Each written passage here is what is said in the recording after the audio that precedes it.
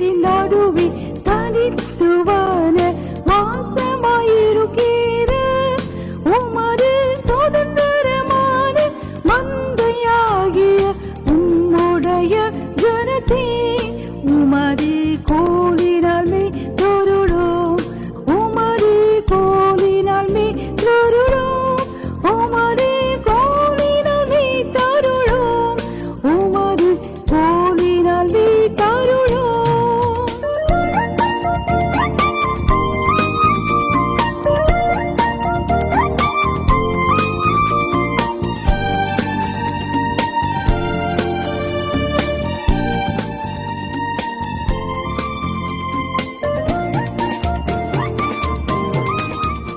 போதகரே, அடையாளம் என்ன?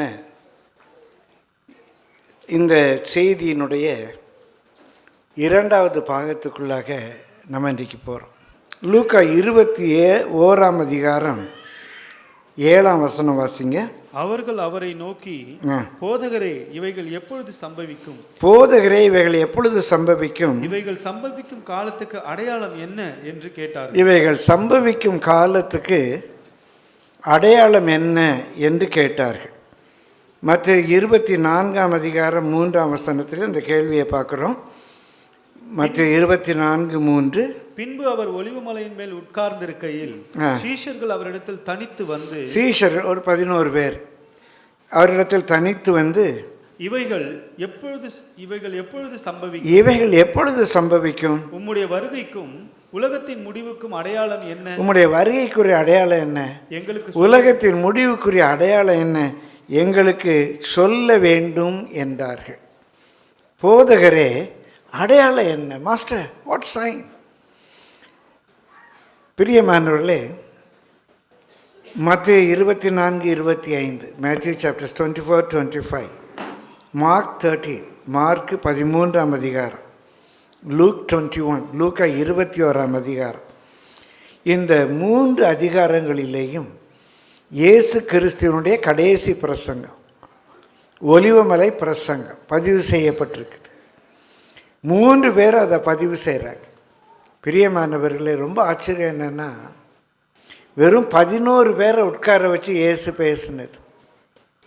ஒரு திரள் கூட்டமான ஜனங்களுக்கு மேடை போட்டு வசதி வாய்ப்புகளை ஏற்படுத்தி இயேசு நடத்தின குருசைட் அல்ல, வெறும் 11 பேரை உட்கார வைத்து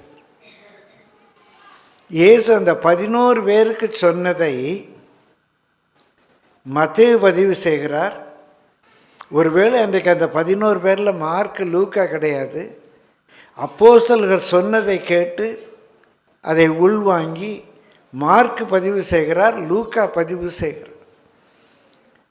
பிரியமானவர்களே, அந்த ஒலிவமலை பிரசங்கம் இன்றைக்கும் கடைசி கால அடையாளங்கள் மிக தெளிவாக சொல்லப்பட்டிருக்கு. மார்க்கு, லூக்கா, மத்தேயு 3 இணைத்து பார்க்கும்போது மத்தேயுல 3 கேள்விகள் பதிவு செய்யப்பட்டிருக்கு. எருசலேம் தேவாலயம் இடிக்கப்படும் சொல்கிறார். இது எப்போ சம்பவிக்கும்? நான் திரும்ப வருவேன், என்னை சிலுவையில் அறைவாங்க, என்னை அறைந்து கொல்லுவாங்க, என்னை அடக்கம் பண்ணுவாங்க, நான் உயிர் தெழுந்து பரமேறி பிதாவின் இடத்துல போவேன், உங்களுக்கு பரிசுத்தாவியை தருவேன், நான் திரும்பி வருவேன் அப்படின்னு இயேசு சொல்கிறார். நான் திரும்பி வருவேன்னு சொல்கிறாரு. உங்களுடைய வருகைக்கான அடையாளம் என்ன? அன்றைக்கி எல்லாருமே நம்பினாங்க உலகம் ஒரு காலம் முடியும்னு சொல்லி. இந்த உலகம் முடிவடைவதற்குரிய அடையாளம் என்ன என்று 3 கேள்விகளை கேட்கிறார். பிரியமானவர்களே, இது இயேசு கிறிஸ்து சிலுவையில் அறையப்படுவதற்கு முன்பாக ஒரு சில நாட்கள் முன்பாக, அந்த பாஸ்ஓவர் வீக்கில் இயேசு சீடர்களோடு கூட பேசினது. அந்த கடைசி கால அந்த நிகழ்ச்சிகளை நம்ம பார்ப்போமானா, லூக்கா 19ஆம் அதிகாரத்தில் இயேசு எருசலேமுக்கு பவனியாக வர்றார்.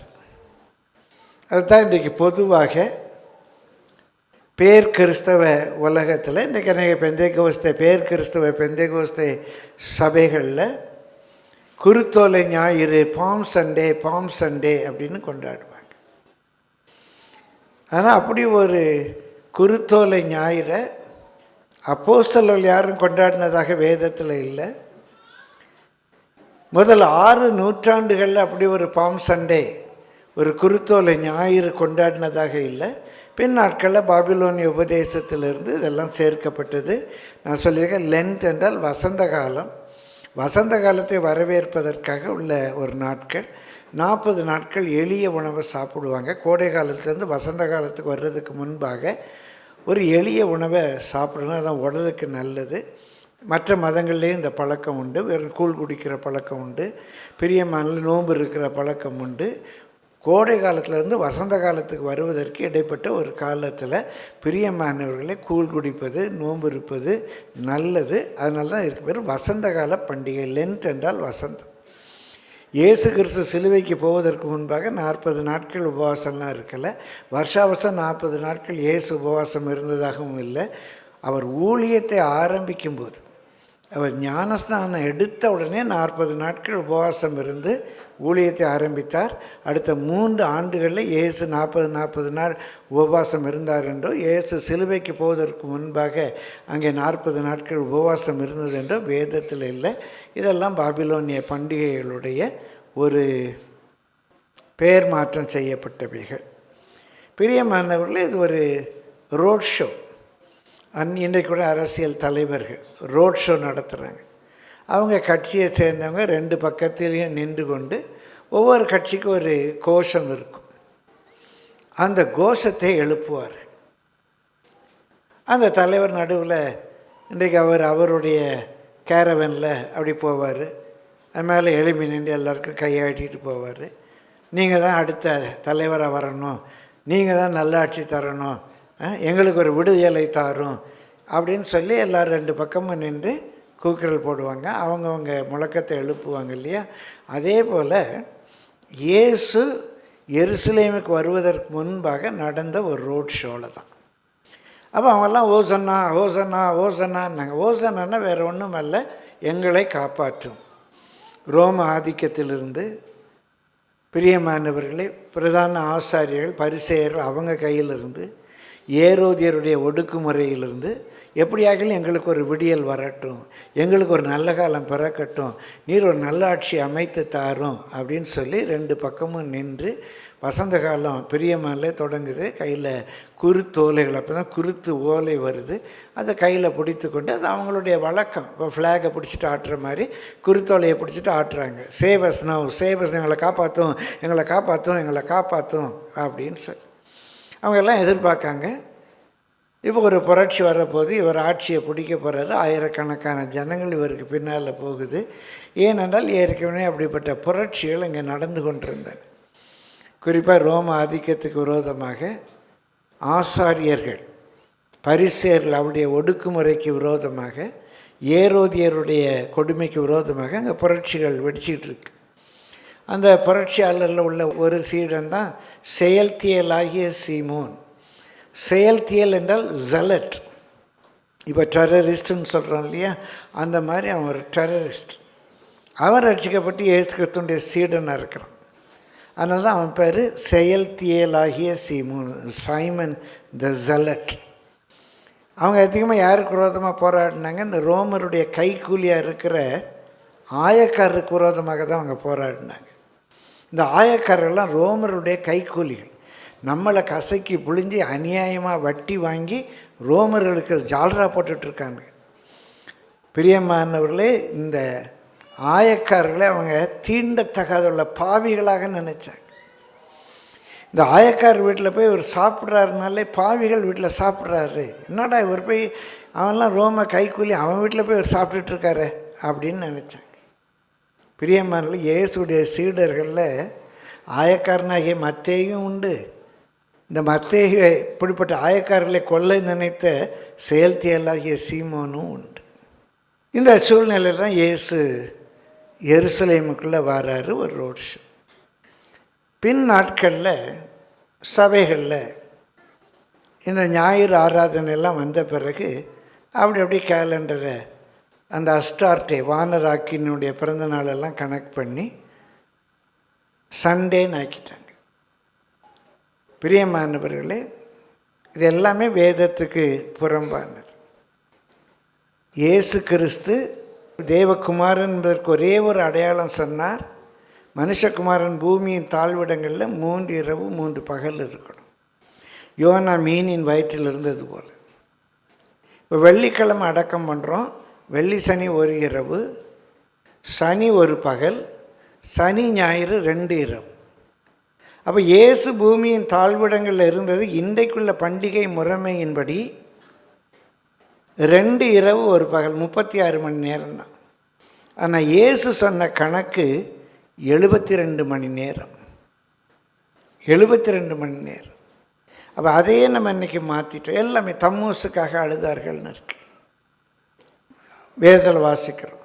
அந்த தம்மூசுக்காக அழுததை பேர் மாற்றி நான் அடிக்கடி சொல்லுவேன் இல்லையா, ஒருத்தன் ஒரு பிராண்டி பாட்டில் எடுத்து தண்ணியில் முக்கி எடுத்து இந்து முதற்கொண்டு நீ சர்பத் என்று அழைக்கப்படுவாய் அப்படின்னு சொல்லி குடிச்சிட்டான்.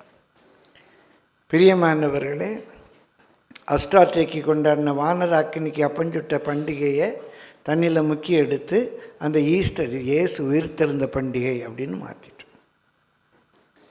அதுக்கு முந்தின ஞாயிற்றுக்கிழமை பாம் சண்டே. நேற்று கூட என்கிட்ட நம்ம விசுவாசத்து நாளைக்கு பாம் சண்டேன்னு. இன்றைக்கு பொதுவாக டினாமினேஷனல் சர்ச் அவங்க பாம் சண்டே அப்படின்னு சொல்கிறாங்க. ஆனால் அவங்களோட பைபிள் ஸ்காலர்ஸ் கூட இது ஞாயிற்றுக்கிழமை என்று ஏற்றுக்கொள்ள மாட்டாங்க. ஏனென்றால் அவர் அதுக்கு முந்தின நாள் பெத்தானியில் இருக்கார். பெத்தானியில் அவருக்கு அங்கே விருந்து செய்யப்படுது. அவர் அன்றைக்கு அங்கே பெத்தானியிலிருந்து எருசலேமுக்கு அவர் வந்திருக்கணும். ஓய்வு நாளில் அவர் பயணம் செய்ய முடியாது. அதனால் இது வாரத்தின் முதலாம் நாள் என்றால் சனிக்கிழமை அவர் பெத்தானியிலேருந்து எப்படி எருசலேமுக்கு பயணம் பண்ணி வந்திருப்பார்? அவர் எருசலேமுக்கு பயணம் பண்ணி வந்திருக்க முடியாது. இன்னும் அங்கே தெளிவாக சொல்லியிருக்குது. யோவான் 12ஆம் அதிகாரம் 1ஆம் வசனம்னு நினைக்கிறேன், வாசிங்க. யோவான் 12:1. இதெல்லாம் இன்றைக்கி நான் சொல்லணும்னு வரல, நான் நிறுத்த முடியல, சொல்லிகிட்ருக்கிறேன். யோவான் 12:1 வாசிங்க. பஸ்கா பண்டிகை வர 6 நாளுக்கு முன்னே இயேசு தாம் மரணத்திலிருந்து எழும்பின லாசர் இருந்த பெத்தானியாவுக்கு வந்தார். இயேசு பஸ்கா பண்டிகைக்கு 6 நாளைக்கு முன்பாக பெத்தானிக்கு வந்திருக்காரு. அங்கே அவருக்கு விருந்து பண்ணினார்கள். அங்கே என்ன விருந்தில் அவர் பார்ட்டிசிபேட் பண்ணுறாரு? விருந்தில் பார்ட்டிசிபேட் பண்ணுறாரு. அப்போ அடுத்த நாள் காலையில் அவர் பெத்தானியிலிருந்து புறப்பட்டு எருசலேமுக்கு வர வேண்டும் என்றால் அது ஓய்வு நாள். ஓய்வு நாள் எப்படி வருவார்? பாம் சண்டே இயேசு எருசலேமில் பிரவேசித்தது ஞாயிற்றுக்கிழமைன்னா கொஞ்சம் காமன் சென்ஸ். விருந்து பண்ணுறாங்க, அவர் பெத்தானியில் தங்குறாரு. அடுத்த நாள் காலையில் அங்கேருந்து எழும்பி வர்றாரு. அது எப்படி ஓய்வு நாளாக இருக்க முடியும்? ஓய்வு நாளில் அவங்க பயணம் செய்ய முடியாத. அவர் எப்படி பெத்தானியிலிருந்து எருசலேமுக்கு வந்திருப்பார்? அப்போ வேத வசனத்தின் அடிப்படையில் இது சண்டே கிடையாது. நீங்கள் விளங்கிக் கொள்வதற்காக சொல்கிறேன். பிரியமானவர்களே, வேத வாக்கியம் நிறைவேறத்தக்கதாக ஒரு கழுதையின் மேலே, கழுதை குட்டியின் மேலே பவனியாக வந்தார். வேதத்தில் தெளிவாக இருக்குது, ஓய்வு நாளில் அவங்க கழுதை குட்டி மேலே பயணிக்க முடியாது. So 100%, 200% it can not be on the sabbath that he would travel from Bethany to Jerusalem. இருக்கட்டும் ஒரு பக்கம். இதை நீங்கள் விளங்கி கொள்வதற்காக சொல்கிறேன், இன்றைக்குரிய செய்திக்காக அல்ல. பிரியமாலை எல்லாமே பாபிலோனிய பண்டிகையோடு கூட தொடர்புடையது. ஒரு நாள் அவர் எருசலேமுக்கு பவனியாக வர்றாரு. வரலாற்று பின்னணியில் இயேசு சிலுவையில் அறையப்பட்டது AD 30 என்றார். முன்பு நான் பேசியிருக்கிறேன் புதன்கிழமை என்று சொல்லி. இன்றைக்கி நீங்கள் போய் பாருங்கள், AD 30. சயின்டிஃபிக்காக AD 30 Passover was on a Wednesday. கிறிஸ்துவுக்கு பின் 30 பஸ்கா பண்டிகை வெனஸ்டே என்று இன்றைக்கு சயின்டிஃபிக்காக ப்ரூவ் பண்ணப்பட்டிருக்கு. இருக்கட்டும் பிரியமானவர்கள். தேவாலயத்துக்கு வர்றாரு. 20வது வசனத்தில் பிரியமெல்லாம் அங்கே தேவாலயத்தில் அவர் அநேகரோடு கூட உரையாடுறாரு. 21ஆம் அதிகாரத்தில் தேவாலயத்தில் அந்த விதவை காணிக்கப்பட வந்ததெல்லாம் பார்த்தோம்.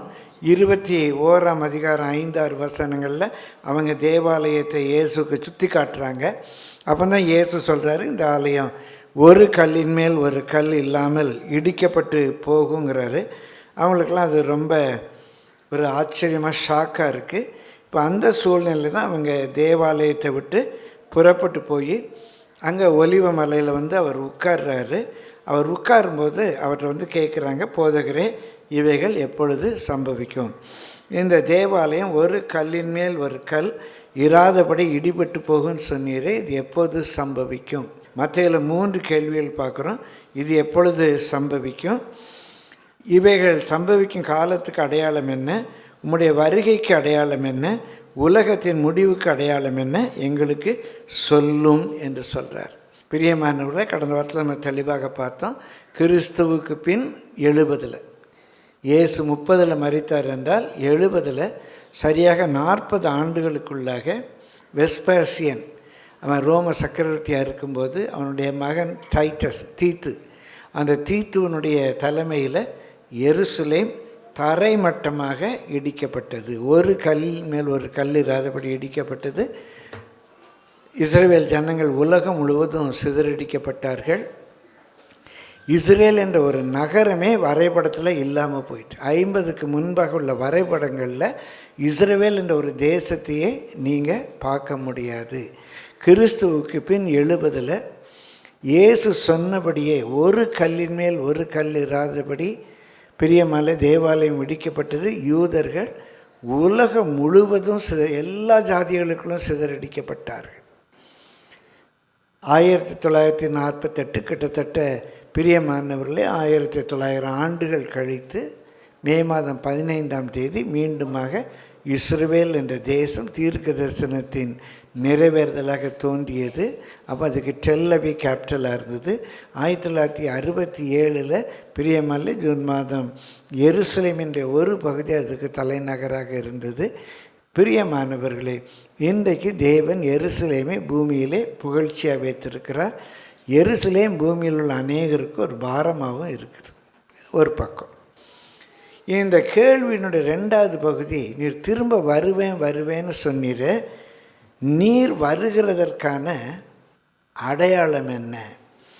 நீர் வருகிறதற்கான அடையாளம் என்ன அப்படின்னு கேட்குறாங்க. பிரியமானவர்களே, இயேசு கிறிஸ்து திரும்ப வருகிறதை குறித்து லூக்கா 21ஆம் அதிகாரம் 8 முதல் 11 வசனங்கள், 25 முதல் 27 வசனங்களில் ஒரு சில அடையாளங்களை நம்ம பார்க்குறோம். கடந்த வாரம் ஒரு 10 அடையாளங்களை உங்களோடு கூட சுருக்கமாக நான் பகிர்ந்து கொண்டேன். அதில் இந்த நாட்களில் ஏறத்தாழ 120 நாடுகளில் ஆர்ம்ட் கம்பேட்ஸ், ஆயுதம் தாங்கிய போராட்டங்கள் நடந்துக்கிட்டு இருக்குது. 60 நாடுகளில் அது யுத்தமாக இருக்குது. இன்னும் சொல்லப்போனால் ஒரு 30 நாடுகள் அது பெரிய ஒரு யுத்தமாக நடந்து கொண்டிருக்கிறது. அந்த நாடுகளெல்லாம் கடந்த வாரத்தில் அவங்களுக்கு காட்டினேன். பிரியமானவர்களை, கர்த்தருடைய பரிசுத்த நாமத்துக்கு மகிமை உண்டாவதாக 10 அடையாளங்களை நம்ம பார்த்தோம். அப்புறம் அத்தி மரத்திலிருந்து ஒரு காரியத்தை இயேசு சொன்னார். எப்படி அத்தி மரம் மற்ற மரங்கள்லாம் துளிர்க்கும்போது வசந்த காலம் வருது அப்படின்னு நீங்கள் நம்புகிறீங்க. அதே மாதிரி இந்த யுத்தங்களுடைய செய்திகள், ஜாதிக்கு விரோதமாக ஜாதி எழும்புறது, ராஜ்யத்துக்கு விரோதமாக ராஜ்யம் எழும்புவது, கள்ள தீர்க்கதரிசிகள் வருவது, கள்ள உபதேசங்கள் வருவது, பிரியமலை பஞ்சங்கள், பூமி அதிர்ச்சி, வானத்தில் அடையாளம், பூமியில் அடையாளம், இன்னும் 15 ஆண்டுகளில் ஒரு சொட்டு தண்ணீர் என்ற ஒன்றே இல்லாமல் போகும் என்றெல்லாம் சொல்கிறாங்க. காலங்கள் மாறிக்கிட்டே இருக்குது. இதெல்லாம் நம்ம பார்க்கும்போது ஒரு துளிர்க்கும்போது வசந்த காலம் வருது, கோடை காலம் போயிட்டு வசந்த காலம் வருதுங்கிறது எப்படி அறிந்து கொள்கிறோமோ அதே போல் இயேசு சீக்கிரமாய் வருகிறார் என்பதை நம்ம அறிந்து கொள்கிறோம். இதெல்லாம் கடந்த வாரம் நம்ம பார்த்தோம். அந்த சூழ்நிலையில் நம்ம செய்ய வேண்டிய ஒரு 10 முக்கியமான காரியங்களை உங்களோடு கூட இன்றைக்கு நான் பகிர்ந்து கொள்ள விரும்புகிறேன். இயேசு சொன்னது இதே வேத பகுதியில் நீங்கள் செய்ய வேண்டியது என்ன அப்படிங்கிற ஒரு 10 காரியங்களை உங்களோடு கூட சுருக்கமாய் பகிர்ந்து கொள்கிறேன். 21ஆம் அதிகாரம் 31ஆம் வசனத்திலிருந்து வாசியுங்கள். அப்படியே இவைகள் சம்பவிக்கிறதை நீங்கள் காணும் போது தேவனுடைய ராஜ்யம் சமீபமாயிற்று என்று அறியுங்கள். நம்பர் 1, இப்படிப்பட்ட காரியங்களை இவைகள் சம்பவிப்பதை நீங்கள் காணும்போது தேவனுடைய ராஜ்யம் சமீபமாயிற்று என்று அறியுங்கள். பிரியமானவர்களே, 1972-73 அப்போதான் தீர்க்க தரிசனங்கள் வரலாறாக மாறிட்டு வருது அப்படிங்கிற ஒரு சத்தியத்தையே நான் கேள்விப்பட்டேன். இயேசு வர்றாருன்னு இப்போ சொல்லுவோம் சேசில். ஆனால் எழுத்தின்படியே நேற்றைய தீர்க்க தரிசனங்கள் இன்றைய வரலாறு அப்படிங்கிறத அப்போ தான் நான் புரிஞ்சுக்கிட்டேன். அதுலேருந்து எத்தனையோ காரியங்கள் வரலாற்றில் நிறைவேறி கொண்டு வர்றதை பார்க்குறேன்.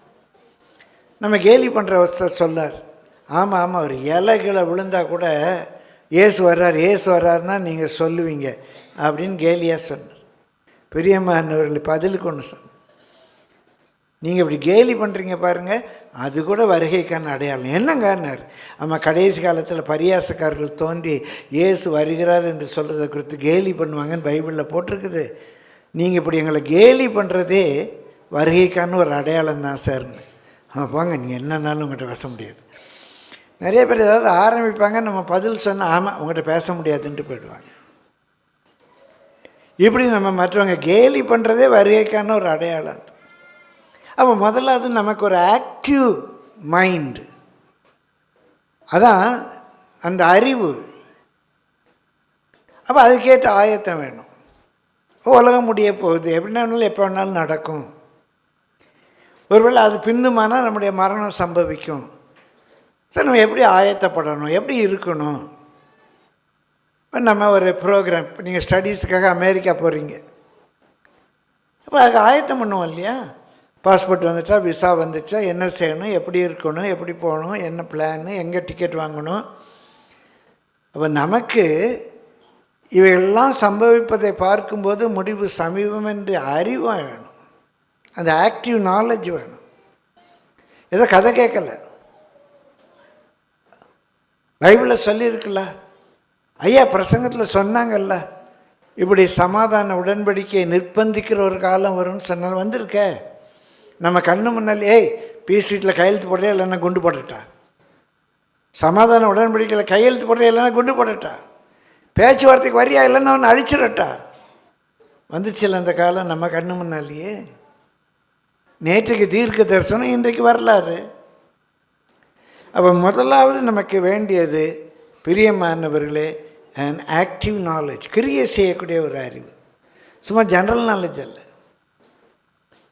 ஆதாம் ஏவாளை அறிந்தான், காயின் பிறந்தான். Adam new eve, gain was born. இது சம்பவிக்க போகிறது, எல்லாம் இப்படி நடக்க போகுது, நான் அறிகிறேன். அதனால் எனக்கு என்ன ரியாக்ஷன்? அந்த அறிவு எனக்குள்ள என்ன மாற்றத்தை கொண்டு வருது?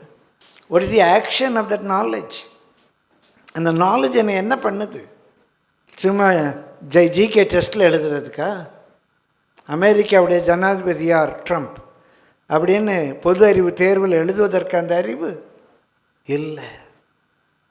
என்ன கிரியை செய்ய வைக்கிறார், என்னை கனி கொடுக்க வைக்கிற அறிவு, ஏதோ ஒன்றை பிறக்க வைக்கிற அறிவு, அதான் அறிவு. பிரியமானவர்களை, முதலாவது அந்த அறிவு வேணும்.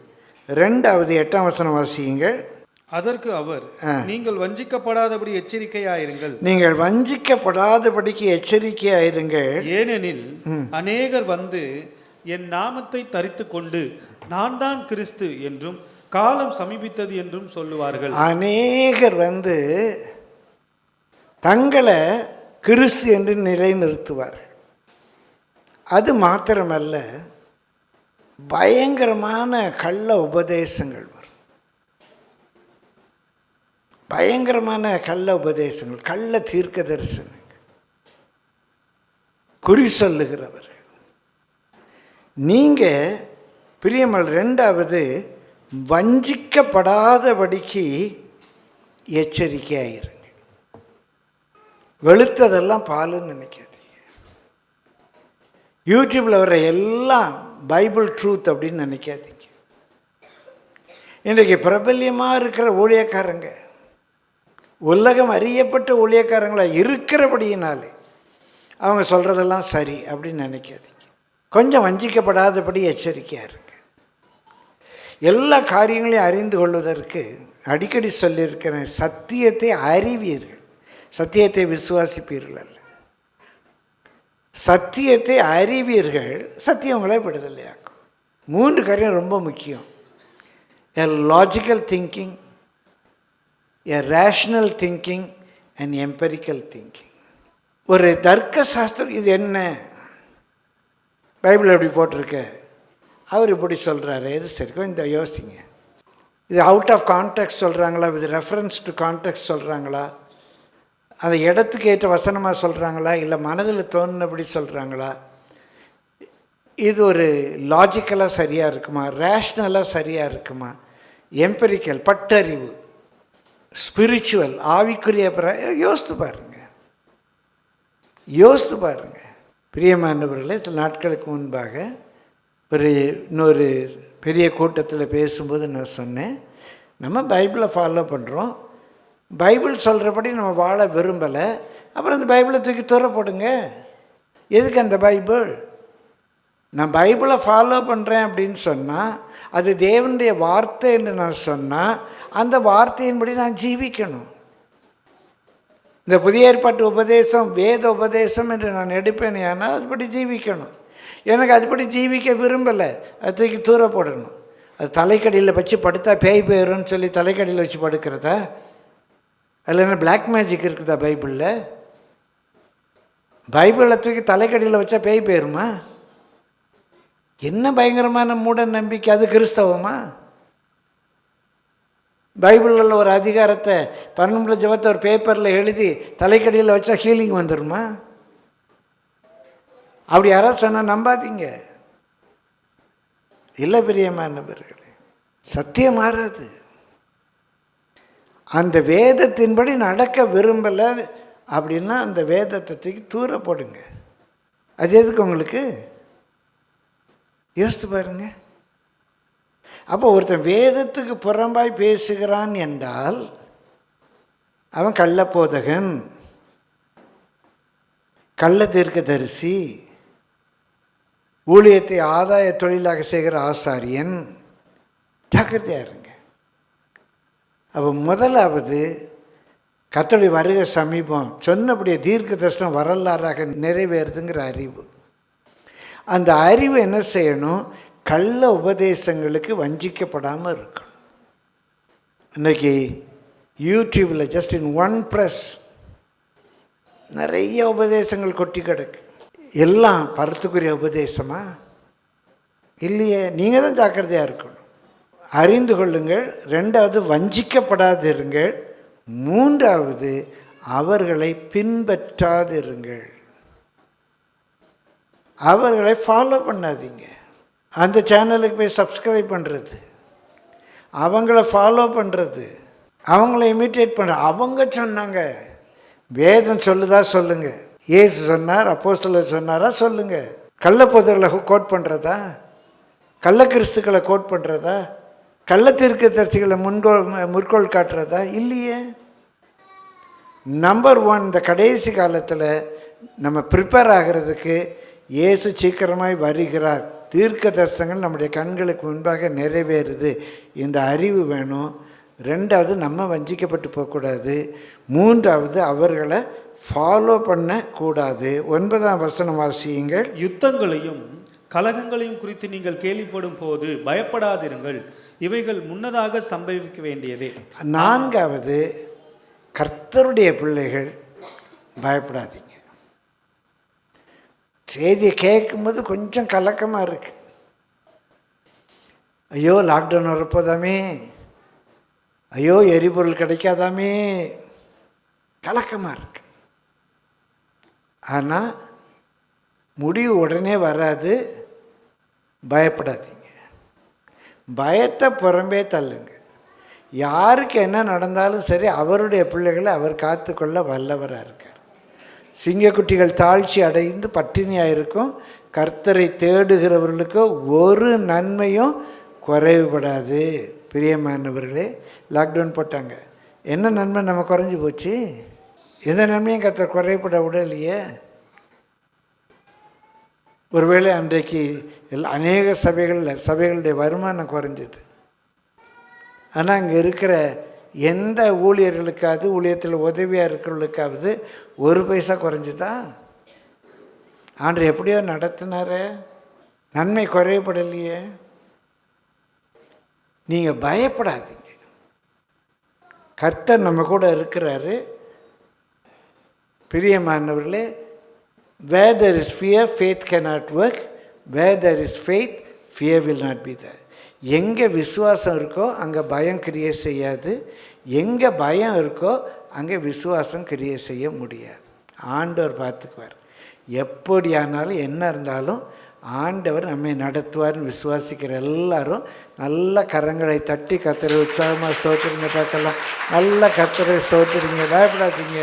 ஹல்லேலூயா. நியூஸெல்லாம் கேளுங்க, ஆனால் நியூஸை கேட்டு பயப்பட வேண்டாம். நம்மை கர்த்தர் அந்த நாள் மட்டுமாக தம்முடைய கரத்தின் நிழலிலே மறைத்து வைத்து நடத்துவார். அதனால் என்ன சொல்லியிருக்கு? பிரியமானவர்களே, 4வது பயப்படாதீர்கள். 1வது அறிவு வேணும், 2வது வஞ்சிக்கப்படக்கூடாது, 3வது அவங்கள ஃபாலோ பண்ணக்கூடாது, 4வது பயப்படக்கூடாது. 14ஆம் வசனம் வாசிங்க. ஆகையால் என்ன உத்தரவு சொல்வோம் என்று கவலைப்படாதிருக்கும்படி உங்கள் மனதிலே நிர்ணயம் பண்ணிக்கொள்ளுங்கள். பிரியமானவர்களே, வெறும் உத்தரவு சொல்றதுக்கு மாத்திரமல்ல, கவலைப்படாது இருக்கும்படிக்கு உங்கள் மனதில் நிர்ணயம் பண்ணிக்கோங்க. எல்லாம் நியமித்தபடியே நடக்குது. இன்னும் நம்முடைய உறவுகள் யுத்த பகுதியில் இருக்கிறாங்க, வளைகுடா நாடுகளில் இருக்கிறாங்க, இஸ்ரேலில் இருக்கலாம், ஈரானில் இருக்கலாம், உக்ரைனில் இருக்கலாம், பெர்ஷியாவில், பிரியமானவர்களே, ரஷ்யாவில் இருக்கலாம். கர்த்தர் பார்த்துக்கணும். நீங்கள் ஒன்றை குறித்தும் கவலைப்படாது இருக்கும்படிக்கு உங்கள் மனதில் நிர்ணயம் பண்ணிக்கணும். கவலைப்படுறதுனால ஒரு முளத்தை கூட்டவும் முடியாது, குறைக்கவும் முடியாது. கர்த்தருடைய இரக்கத்துக்காக கெஞ்சலாம். எல்லாம் குறிக்கப்பட்டபடி நடக்கு, எல்லாம் தீர்மானிக்கப்பட்டபடி நடக்கு. அவன் என்ன செய்யாதீங்க, கவலைப்படாதீங்க. என்ன பண்ணுறது அப்படின்னு சொல்லி கவலைப்படாதீங்க. கவலைப்படுறதுனால நீங்கள் ஒன்றுமே செய்ய முடியாது. அதனால் கவலைப்படாதீங்க அப்படின்னு சொல்கிறார். அடுத்தபடியாக வாசிங்க, 19ஆம் வசனத்துக்கு வாங்க. உங்கள் பொறுமையினால் உங்கள் ஆத்துமாக்களை காத்துக்கொள்ளுங்கள். 6வது, நீங்கள் பயப்படாதீங்க, கவலைப்படாதீங்க, உங்கள் ஆத்துமாக்களை, உங்கள் சிந்தனை ஓட்டத்தை, உங்கள் ஆத்துமாக்களை உங்கள் பொறுமைனா, ஐயோ வரேன்னு வரலையே, ஐயோ அடுத்தால நடக்குமோ அப்படிலாம் பயப்படாதீங்க. கொஞ்சம் பொறுமையாக இருங்க, நீடிய பொறுமையாக இருங்க. 2000 வருஷம் ஆச்சு, நாளைக்குன்னு சொல்கிறோம். இன்னும் எத்தனை 1000 வருஷம் ஆகுமோ தெரியாது, இன்னும் எப்படி போகுமோ தெரியாது. எல்லாம் அன்றைய விட இன்றைக்கு சமயமாக இருக்குது, அவ்வளோதான் சொல்ல முடியும். இதான் கடைசி சொல்கிறாங்க, சொல்லட்டும். 1 பேதுரு 1:13, நீங்கள் உங்கள் மனதின் அறையை கட்டிக்கொண்டு, உங்கள் மனதின் அறையை கட்டிக்கொண்டு தெளிந்த புத்தி உள்ளவர்களாக இருந்து இயேசு கிறிஸ்து வெளிப்படும் போது உங்களுக்கு அளிக்கப்படும் கிருபையின் மேல் பூரண நம்பிக்கை உள்ள. ஆண்டவர் எனக்கு எவ்வளோ கிருபை வேணுமோ அந்த கிருபையை தருவார். இந்த நாட்களில் உங்கள் பொறுமையினால் உங்கள் மனதின் அறையை கட்டிக்கொள்ளுங்க, அலசடிப்பட விடாதீங்க. உங்கள் ஆத்மாவை காத்து கொள்ளுங்க. 28ஆம் வசனத்துக்கு வாங்க. இவைகள் சம்பவிக்க தொடங்கும் போது உங்கள் மீட்பு சமீபமாயிருப்பதால் நீங்கள் நிமிர்ந்து பார்த்து உங்கள் தலைகளை உயர்த்துங்கள் என்றார். இந்த நாளில் நீங்கள் பயப்படாதீங்க, கலங்காதீங்க, உங்கள் ஆத்துமாக்களை காத்து கொள்ளுங்க, மனதின் அறையை கட்டி கொள்ளுங்க. இதெல்லாம் நடக்குமா? எல்லாம் ஆண்டவர் சொன்னபடி நடக்குது. அதனால் பிரியமானவர்களே, நீங்கள் நிமிர்ந்து பார்த்து உங்கள் தலையை உயர்த்துங்க. அப்படின்னா எல்லாம் எங்கள் பைபிளில் சொல்லியிருக்கு. எப்படி ரஷ்யாவும் ஈரானும் ஒன்றாகும் எங்கள் பைபிளில் சொல்லியிருக்கு. ஐரோப்பிய யூனியன் உருவாகும், பழைய ரோம சாம்ராஜ்யம் மீண்டுமாக ஒரு ஐரோப்பிய யூனியனாக உருவாகும் எங்கள் பைபிளில் சொல்லியிருக்கு. சோவியத் யூனியன் டிஸ்இன்டெகிரேட் ஆகி ரஷ்யாவுடைய தலைமை வரும் எங்கள் பைபிளில் சொல்லியிருக்கு. இயேசு சொன்னார், அப்போஸ்தலர்கள் சொன்னாங்க. எங்கள் சபையில் குருசேட் வச்சோம். இப்படி தான் நடக்கும். சொன்னபடி தான் நடக்கு. உங்கள் தலைகளை நிமிர்ந்து பார்த்து உங்கள் தலைகளை உயர்த்துங்க அப்படின்னா நல்லா தைரியமாக இருங்க. ஐயோ ஐயோ இப்படிலாம் நடக்குமா, என்ன ஆக போகுது என்ன ஆக போகுது, இதான் எல்லாம் சொன்னபடி தான் நடக்குது. இயேசு திரும்ப வருவார். தேவராஜ்யம் பூமியில் ஸ்தாபிக்கப்படும். சொன்னபடி நடக்கு. அதனால் என்ன பண்ணுங்க, உங்கள் தலைகளை உயர்த்துங்கள். 7வது 34ஆம் வசனம் வாசிங்க. உங்கள் இருதயங்கள் பெருந்திண்டியினாலும் வெறியினாலும் லௌகிக கவலைகளினாலும் பாரம் அடையாத படிக்கும். எச்சரிக்கையாக இருங்க. உங்கள் இருதயம் பெருந்திண்டியினாலும் வெறியினாலும் லௌகீக கவலையினாலும் இருதயம் பாரம் அடையாத படிக்கு. ஒரு நடந்த ஜோக் நினைவுக்கு வருது. அநேக ஆண்டுகளுக்கு முன்பு நான் ஏசியில் இருக்கும், ஒரு 40 ஆண்டுகளுக்கு முன்பாக. அப்போ நான் டீச்சராக இருக்கும்போது, அப்போ இன்னும் அதிகமாக 40-45 ஆண்டுகளுக்கு முன்பாக ஒரு மீட்டிங்கில் நான் பேசிகிட்ருக்கேன். எனக்கு ஒரு பெரிய அரசு அதிகாரி, என்னோட வயதில் ரொம்ப மூத்தவர். அப்போ அவர் தான் எனக்கு மொழிபெயர்க்கிறார். அவர் தான் எனக்கு மொழிபெயர்க்கிறார். நம்ம சபைக்கெல்லாம் வந்திருக்கார் ஐயா. இப்போது தேவனுடைய வீட்டுக்கு போயிட்டாரு. நம்ம சபைக்கெல்லாம் வந்திருக்கார் அந்த ஐயா. ஆரம்பத்தில் பிரியமான நல்ல ஒரு ஆவிக்குரியவர். அவர் தான் என் பக்கத்தில் நின்று மொழிபெயர்க்கார். அப்போ நம்முடைய தேசத்தில் இந்த குடிக்கு தடை இருந்த நாட்கள், ப்ரொஹிபிஷன் ஆக்ட், குடிக்கு தடை இருந்த நாட்கள். குடிக்கணும்னா லைசன்ஸ் இருந்தால் தான், மெடிக்கல் லைசன்ஸ் இருந்தால் தான் அவங்க குடிக்க முடியும். அப்போ அந்த குடிக்கு தடை இருந்த நாட்கள் அது. நான் பிரசங்கத்தில் பேசும்போது சொன்னேன், லௌகீக கவலையினாலும் பெருந்திண்டியினாலும் உங்கள் இருதயம் பாரம் அடையக்கூடாது. Your heart should not be burdened with what we should eat, what we should drink.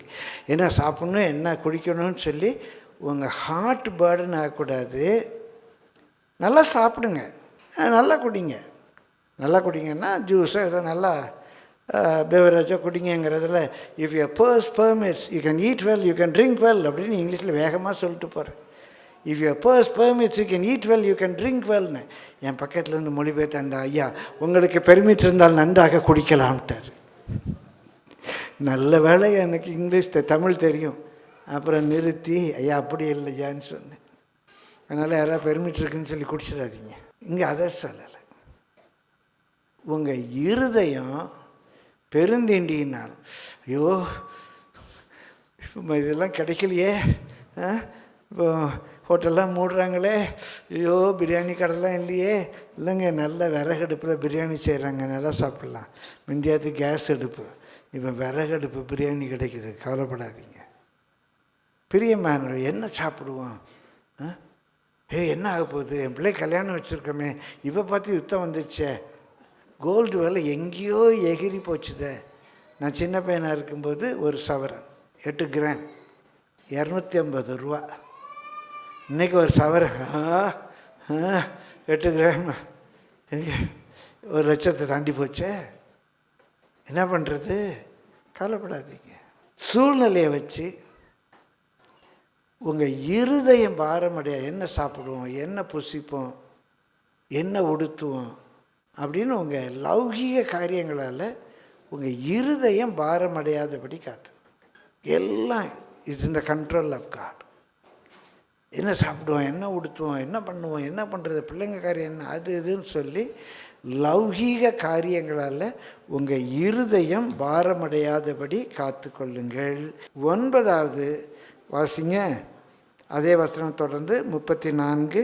நீங்கள் நினையாத நேரத்தில் அந்த நாள் உங்கள் மேல் வராதபடிக்கும் எச்சரிக்கையாயிருங்கள். இப்போ இடையில இயேசு வேற வருவார், சபையை எடுத்துக்கொள்ள வருவார். அது பின்னால் சொல்கிறேன். இயேசு சபையை எடுத்துக்கொள்ள வருவார். இப்போ உலகத்தின் முடிவை பார்க்குறோம், யுத்த நூல் செய்திகளை பார்க்குறோம். உலகம் முடிகிறதுக்கு இன்னும் நாள் ஆகும். இதெல்லாம் உபத்திரவத்துக்கு ஆரம்பம் அவ்வளோ. ஆனால் அதுக்கு முன்பாக இயேசு வருவார். அவர் வரும்போது அது நீங்கள் நினையாத நாளிகையில் நடக்காதபடிக்கு எச்சரிக்கையாக இருங்க. அப்போ என்னங்க பண்ணுறது?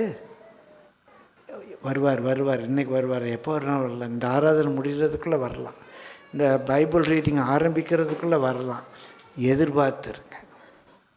அவர் வரும்போது ஐயையோ ஆண்டவர் நீர் வருவீர்னே எனக்கு தெரியாது ஆண்டவர் அப்படின்னு சொல்லப்படாது.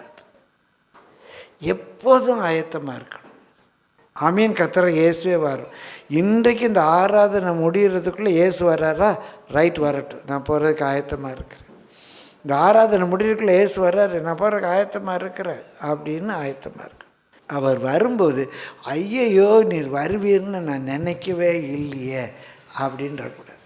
சபையில் இயேசு கிறிஸ்துவுடைய வருகையை குறித்து எப்படி எக்காலம் நிற்கும் போது சபை எடுத்துக்கொள்ளப்படும் அப்படிங்கிற குறித்து ஒரு 7 நாட்கள் கூட்டம் நடக்கு. விசுவாசிங்க கூட்டம் எல்லாம் மோதிட்டு டெய்லி இந்த வருகையை பற்றி உள்ள பிரசங்கம். அப்போ அந்த எக்காலம் துணிக்கும், ஆயத்தமாக இருக்கவங்க எடுத்துக்கொள்ளப்படுவாங்க அப்படின்னு அந்த பாஸ்டர் சொல்கிறாரு. எக்காலம் துணிச்சிருச்சு, பப்புறம் எக்காலம் துணிச்சிருச்சு. எல்லாரும் பயம். திடீர்னு பக்கத்தில் திடீர்னு பார்த்தா ஒய்ஃப் பார்க்குறாங்க, ஹஸ்பண்டை காணோம்.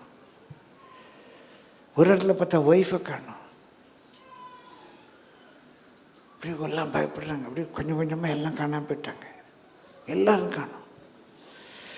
கொஞ்சம் நேரம் கழித்து ஒருத்தர் அந்த பெஞ்சுக்கு கீழேருந்து எழும்புறாரு.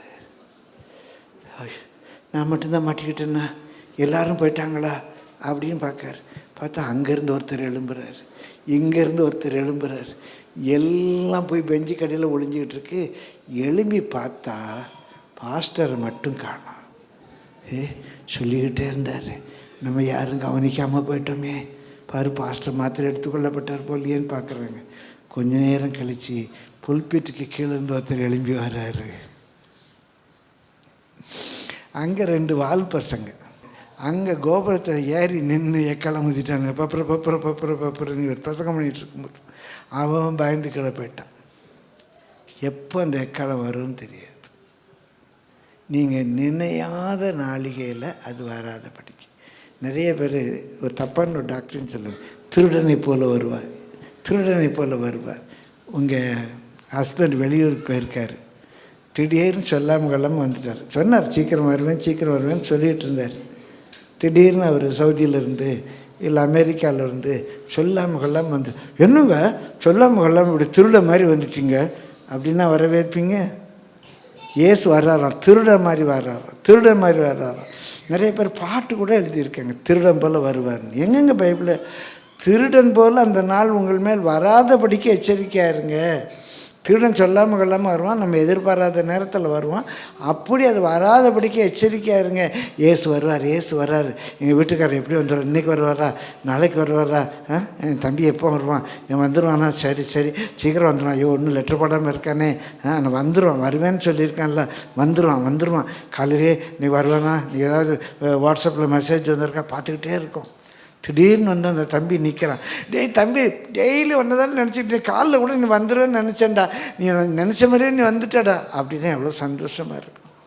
ஹஸ்பண்டை பார்த்து ஐயோ டே அண்ட் நைட் நீங்கள் எப்போ வருவீங்கன்னு தான் காத்துக்கிட்டு இருந்தேன், நீங்கள் சொன்ன நான் நினச்ச மாதிரியே வந்துட்டீங்க அப்படின்னு எவ்வளோ சந்தோஷமாக இருக்கும். வந்தவரை பார்த்து இன்னும் திருடன மாதிரி வந்துட்டீங்க சொல்லாமல் கொள்ளாமல், நான் நினைக்கவே இல்லை இன்றைக்கி நீங்கள் வருவீங்கன்னு சொல்லி, இப்படி திடீர்னு வந்து ஒரு ஷாக் கொடுத்துட்டீங்களே அப்படின்னா கேட்க எவ்வளோ அசிங்கமாக இருக்குது. இயேசு வர்றது திருடன மாதிரி வரணுமா, நீங்கள் அவரை நினச்சிக்கிட்டே இருக்கும்போது அவர் வரணுமா? எப்படி யோசிக்கிங்க? நான் நைட்டில் படுக்கும்போது ஆண்டவரே இந்த ராத்திரி உங்களுடைய வருகை இருக்குமா, என்ன உங்களுடைய ராஜ்யத்தின் சுதந்திர வழியாக காத்துக்கொள்ளும். காலையில் ஆண்டவரே இன்றைக்கு நீங்கள் வருவீங்கன்னா எப்படியாவது நம்முடைய ராஜ்யத்தின் சுதந்திர வழியாக இருக்கணும். இன்றைக்கு நான் மறிப்பேன்னா ஆண்டவரே இந்த சரீரத்தொட்டு குடிபெயர்ந்து உம்மோடு, ஏன்னா ராத்திரி அடிக்கடி டெத்தை யோசிப்பேன். சில எனக்கு பிரியமானவங்க திட்டுவாங்க. குளிக்கும்போது ஆல்மோஸ்ட் டெய்லி நினைப்பேன், இன்றைக்கி நான் குளிக்கிறேன், நாளைக்கு யார் குளிப்பாட்டுவாங்களோ நம்மளை அப்படின்னு யோசிப்பேன். என் கூட ஒருத்தங்க வெளியூர் போன ஊழியத்துக்கு வந்திருந்தாங்க. நாங்கள் ஒன்றா ஸ்டே பண்ணுறோம். ராத்திரி நான் ஜெபித்தேன், ஆண்டவரே இன்றைக்கி என் மரணம் இருந்தாலும் ராஜ்யத்தை சுதந்திர வழியாக காத்துக்கொள்ளும். இன்றைக்கி ராத்திரி உடைய வருகை இருக்குமான்னா எப்படியாகிலும் உடைய ராஜ்யத்துக்கு நான் சுதந்திர வழியாக இருக்கணும் ஆண்டவரேன்னு ஜெபித்தேன். அடுத்த நாள் காலையில் ஜெபித்தேன். ஜெபிச்சோன்னு அவர் சொல்லிட்டார், தயவுசெய்து இந்த ஜெபம் பண்ணாதீங்க, நான் ஊருக்கு போயிடுறேன், இந்த ஜெபம் பயமாக இருக்குது. லிட்ரலாக நடந்தது. போய் மனைவி பிள்ளைங்கள்லாம் பார்க்கணும், இந்த ஜெபம் பயமாக இருக்குது அப்படின்னு. இல்லை பிரியமான, டெய்லி அவர் வர்றதை நினைங்க. கச்சித்தமானா அவர் வரும்போது நம்ம எப்படி காணப்படணும், அந்த செய்தி இன்னொரு நாள் நான் உங்களோடு பேசுகிறேன். அவர் வரும்போது நாம் எப்படி காணப்படணும் அப்படிங்கிற செய்தி இன்னொரு நாள் நான் உங்களோடு பேசுகிறேன். இப்போ எப்போதும் அந்த நினைவாகவே ஆமீன் கர்த்தர் இயேசுவே வாரும், ஆமீன் கர்த்தர் இயேசுவே வாரும் என்று அந்த நினைவாகவே இருங்க. பிரியமானவர்களே, தொடர்ந்து வாசியுங்கள். 35, 36. குடியிருக்கிற அனைவர் மேலும் அது ஒரு கன்னியை போல வரும். ஆகையால் இனி சம்பவிக்க போகிற இவைகளுக்கெல்லாம் நீங்கள் தப்பி. ஆகையால் இவைகளுக்கெல்லாம் தப்பி, இனி வரப்போகிற உபத்திரவ காலம், அந்த கிறிஸ்துவனுடைய ஆட்சி, இவைகளுக்கெல்லாம் தப்பி மனுஷகுமாரனுக்கு முன்பாக நிற்க பாத்திரவான்களாக எண்ணப்படும்படி. எப்படி மனுஷகுமாரனுக்கு முன்பாக நிற்க பாத்திரவான்களாக எண்ணப்பட முடியும்? இவைகளுக்கு எல்லாம் தப்பி மனுஷகுமாரனுக்கு முன்பாக நிற்க பாத்திரவான்களாக எண்ணப்படும்படிக்கு விழித்திருங்கள் என்றார். எப்பொழுதும் ஜெபம் பண்ணி விழித்திருங்கள். பிராக்கெட்டில் குறிச்சிக்கோங்க, விழித்திருங்கள் என்றல்ல, விழிப்பாயிருங்கள். இவைகளெல்லாம் சம்பவிக்கிறத கேள்விப்படுறோம். இவைகளெல்லாம் சம்பவிக்கும் முன்பாக, அந்தி கிறிஸ்து வெளிப்படுவதற்கு முன்பாக, உலகத்தில் பயங்கரமான உபத்திரவ காலம் வருவதற்கு முன்பாக, எருசலேமில் தேவாலயம் கட்டப்பட்டு அந்த தேவாலயத்தில் அவன் ஒரு பிரியமானவர்களே தன்னை தேவனாக காண்பிப்பதற்கு முன்பாக, இவைகள் எல்லாம் சம்பவிப்பதற்கு முன்பாக நாம் எடுத்துக்கொள்ளப்படுவோம். இந்த உபத்திரவ நாளுக்கு முன்பாக நம்ம எடுத்துக்கொள்ளப்படுவோம். இவைகளெல்லாம் சம்பவிக்கும் முன்பாக இவைகளுக்கு தப்பி நம்ம மத்திய ஆகாயத்தில் இயேசு கிறிஸ்துவை சந்திப்போம். மனுஷகுமாரனுக்கு முன்பாக நிற்க பாத்திரவான்களாக எண்ணப்படும்படிக்கு நீங்கள் என்ன செய்யுங்க, எப்பொழுதும் விழித்திருந்து ஜெபம் பண்ணுங்க, விழிப்பாக இருந்து ஜெபம் பண்ணுங்க. ஒரே ஒரு வேத பகுதியை உங்களுக்கு இதுக்கு சுட்டி காட்டுறேன். 27ஆம் வசனம் வாசியுங்க. அப்பொழுது மனுஷகுமாரன் மிகுந்த வல்லமையோடும் மகிமையோடும் மேகத்தின் மேல் வருகிறதை காண்பீர்கள். பிரியமானவர்களே, இயேசு சொல்றாரு, இயேசு திரும்பி வரும்போது எல்லா குத்தினருடைய கண்கள் அவரை காணும், எல்லாரும் பார்க்கும்படியாக அவர் மேகத்தில் வருவார். அப்படி நடக்க போகுது. அப்படி இயேசு வரும்போது அவரோடு ஒரு கூட்டம் இருக்குது. வெளிப்படுத்தின விசேஷம் 17ஆம் அதிகாரம் 10ஆம் வசனத்திலேருந்து வாசிங்க. வெளிப்படுத்தின விசேஷம் 17ஆம் அதிகாரம் 10ஆம் வசனம். அவைகள் 7 ராஜாக்களாம், 7 ராஜ்யங்களாம். குறிச்சிக்கோங்க மார்ஜினில், அவைகள் 7 ராஜ்யங்களாம். பிரியமானவர்களே, எகிப்து, அசிரியா, பாபிலோன், மேதியா, பெர்ஷியா, கிரேக்கு, ரோம, வந்திருக்கிற யூரோப்பியன் யூனியன், அவைகள் 7 ராஜ்யங்களாம். இவர்களில் 5 பேர் விழுந்தார்கள். இதில் 5 ராஜ்யம் விழுந்துருச்சு. எகிப்து, அசிரியா, பாபிலோன், மேதியா, பெர்ஷியா, கிரேக்கு, 5 ராஜ்யம் விழுந்துட்டு ஒருவன் இருக்கிறான். இயேசுடைய நாட்களில், யோவானுடைய நாட்களில் 6வது ராஜ்யம் ரோம சாம்ராஜ்யம் இருக்குது. மற்றவன் இன்னும் வரவில்லை. அந்த நாட்களில் மற்றவன் இன்னும் வரவில்லை. பிரியமானல, இந்த 21ஆம் நூற்றாண்டில் பிரியமானவர்கள் 2012 ஐரோப்பிய யூனியன் வந்துருச்சு. புதுப்பிக்கப்பட்ட ரோம சாம்ராஜ்யம் வந்துட்டு, 7வது வந்துட்டு, மற்றவன் இன்னும் வரவில்லை. 8வது அவன் இன்னும் வரவில்லை. அந்தி கிறிஸ்து இன்னும் வெளிப்படலை. 8வது அவன் இன்னும் வரவில்லை. அவன் வரும்போது அவன் கொஞ்ச காலம் தரித்திருக்க வேண்டும். இந்த அந்தி கிறிஸ்துவுடைய ராஜ்யம் வந்த பிறகு அந்த ராஜ்யம் கொஞ்ச காலம் 7 வருஷங்கள் இந்த உலகத்தில் இருக்க வேண்டும். இருந்ததும் இராததுமாகிய மிருகமே 8வதானவனும் அவ்வேழிலிருந்து தோன்றுகிறவனும் இந்த 7வது சாம்ராஜ்யத்திலிருந்து தோன்றுகிறவனாக இருப்பான். நாசமடைய போகிறவனுமா இருக்கிறான். நீ கண்ட 10 கொம்புகளும் 10 ராஜாக்களாம். இவர்கள் இன்னும் ராஜ்யம் பெறவில்லை. இவர்கள் மிருகத்தினுடனே 1 மணி நேரம் அளவும் ராஜாக்கள் போல அதிகாரம் பெற்றுக் கொள்ளுகிறார்கள். இந்த புதுப்பிக்கப்பட்ட ரோம சாம்ராஜ்யத்தில் உள்ள 10 ராஜ்யங்கள், லீடிங் 27 ராஜ்யங்கள் இப்போ இருக்குது. அதில் லீடிங் கண்ட்ரிஸ் 10 ராஜ்யங்களை குறித்து அங்கே பார்க்குறோம். அவங்க எல்லாம் தங்கள் அதிகாரத்தை இந்த அந்தி கிறிஸ்துக்கு கொடுப்பார்கள். 1 மணி நேரமும் ராஜாக்கள் போல அதிகாரம் பெற்றுக்கொள்ளுகிறார்கள். இவர்கள் ஒரே யோசனை உள்ளவர்கள். இவர்கள் தங்கள் வல்லமையையும் அதிகாரத்தையும் மிருகத்திற்கு கொடுப்பார்கள். இந்த அந்தி கிறிஸ்துக்கு கொடுப்பார்கள். இவர்கள் ஆட்டுக்குட்டியானவனை யுத்தம் பண்ணுவார்கள். ஆட்டுக்குட்டியானவர் கர்த்தாதி கர்த்தரும் ராஜாதி ராஜாவுமா இருக்கிறபடியால் அவர்களை ஜெயிப்பார்.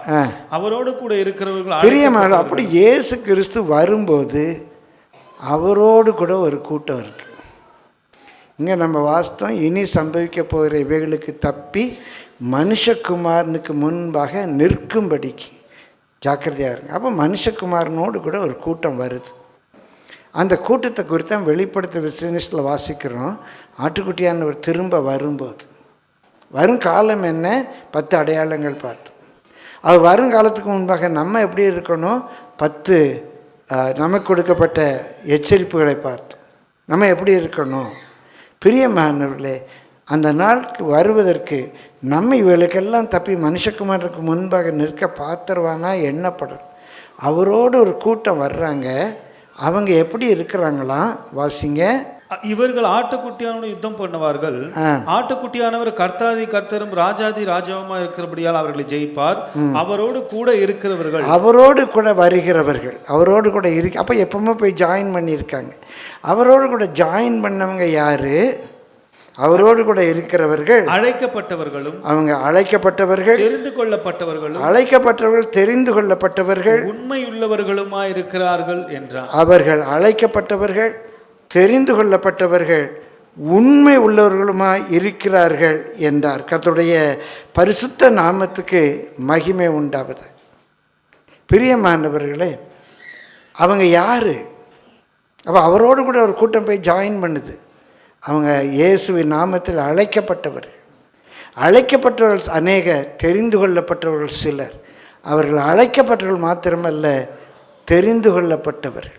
அவர்கள் உண்மை உள்ளவர். எதற்காக அவரை அழைத்தாரோ, எதற்காக அவர்களை நியமித்தாரோ, அந்த எல்லா காரியங்களிலும் அவர்கள் தேவனுக்கு முன்பாக உண்மையை காத்தவர்கள். பிரியமானவர்கள், அவருக்கு முன்பாக நிற்க தகுதி உள்ளவர்களாக இருக்கணும்னா நம்ம அழைக்கப்பட்டிருக்கணும். அழைக்கப்பட்டால் போதாது, தெரிந்து கொள்ளப்பட்டிருக்கணும். தெரிந்து கொள்ளப்பட்டால் மட்டும் போதாது, அவருடைய காரியங்களில் ஃபெய்த்ஃபுல்லாக, உண்மை உள்ளவர்களாக. ஏன்னா அவர் வரும்போது பூமியில் உண்மையை காண்பாரா, விசுவாசத்தை காண்பாரா தெரியலை. எல்லாம் பொய்க்கு செவி கொடுக்கிற ஒரு காலத்தில் வாழ்ந்து கொண்டிருக்கிறோம். அவங்க தான் அவரோடு கூட அந்த இனி சம்பவிக்க போகிறவர்களுக்கு தப்பி அவருக்கு முன்பாக நிற்க பாத்திரவான்களாக எண்ணப்படுகிறார்கள். இந்த வருகையை பற்றி சொல்லும்போது தான் இயேசு 2 உவமைகளை தம்முடைய ஜனத்துக்கு சொன்னார்.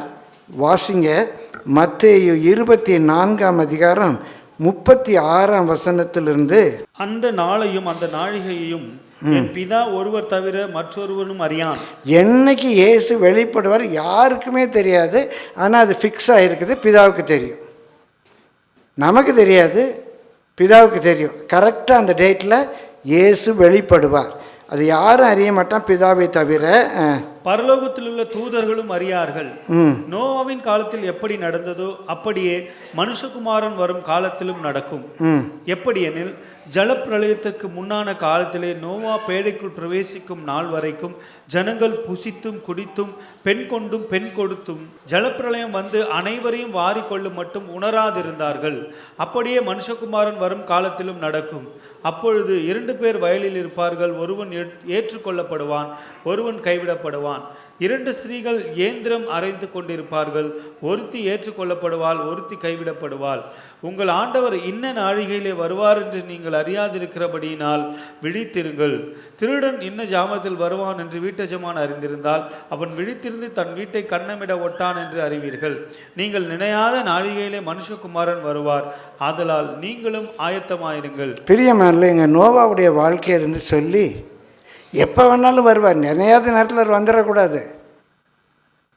இப்போ வருவார்னா இப்போ கள்ளம் வருவான் தெரிஞ்சால் நம்ம கேர்ஃபுல்லாக இருப்போம். இயேசு வருவார்னு தெரிஞ்சால் நம்ம ஆயத்தமாக இருப்போம். அப்படி நீங்கள் நினையாத நாளிகையில் அது நடக்காதபடி ஆயத்தமாக இருங்க. நோவா காலத்தில் நடந்தது போல் நடக்கும் அப்படிங்கிறாரு. வசனம் குறித்து கொள்ளுங்கள். லூக்கா 17ஆம் அதிகாரம் 26லேருந்து 37 வரை லூக்கா பதிவு செய்கிறாரு. அங்கே இன்னும் தெளிவாக நோவாவின் காலத்தில் நடந்தது போல் நடக்கும், லோத்துவின் காலத்தில் நடந்தது போல் நடக்கும். 2 பேர் அங்கே ஒன்றா படுத்திருப்பாங்க. ஒருத்தன் எடுத்துக்கொள்ளப்படுவான், ஒருத்தன் கைவிடப்படுவான். 2 பேர் வீட்டில் உட்காந்து அங்கே மாவாட்டிக்கிட்டு இருப்பாங்க. ஒருத்தி எடுத்துக்கொள்ளப்படுவா, ஒருத்தி கைவிடப்படுவா. வயலில் வேலை செஞ்சுக்கிட்டு இருக்கிறாங்க. ஒருத்தர் எடுத்துக்கொள்ளப்படுவார், ஒருத்தர் கைவிடப்படுவார். 2 பேர் கீபோர்டு வாசித்துக்கிட்டு இருக்கிறாங்க. 2 பேர் கிட்டார் வாசித்துக்கிட்டு இருக்கிறாங்க.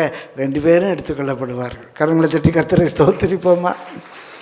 பிரியமானவர்களே, நோவாவின் காலத்தில் என்ன நடந்துச்சு, லோத்துடைய காலத்தில் என்ன நடந்துச்சு, ரொம்ப முக்கியமான ஒரு 5 காரியங்களை 2லையும் பார்க்குறோம். எடுத்துக்கொள்ளப்படுவாங்க. எங்கே எடுத்துக்கொள்ளப்பட்டாங்க?